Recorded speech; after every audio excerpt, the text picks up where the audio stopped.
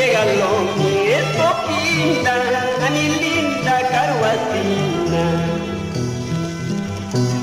Cada moto y yo tanta,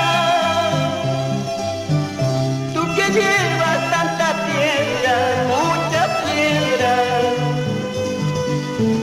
lleve que amor que no vale hasta los inmensos mares. Lleve que amor que no vale hasta los inmensos mares. Ahora sí que afloran gallino. No, no amado Borja, esta vez no diré nada y así me comprenderá más.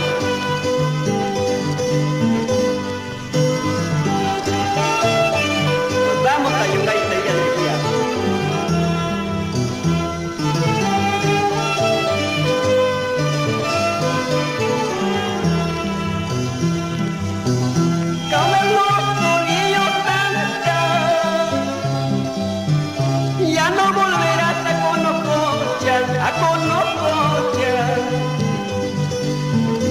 Igualmente mi destino, ya no volveré a amar a nadie.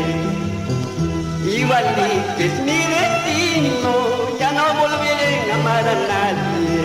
Ahora, ¿quién pues, ibas a ver tan sinvergüenza que ibas a hacer?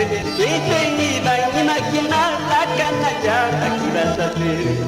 ¿Quién pues, ibas a ver tan sinvergüenza que ibas a hacer? ¿Quién se iba a imaginar la canallada que ibas a hacer? Y nos vamos a la casa de amigos Fortunato Cervantes y la señora Susana Díaz.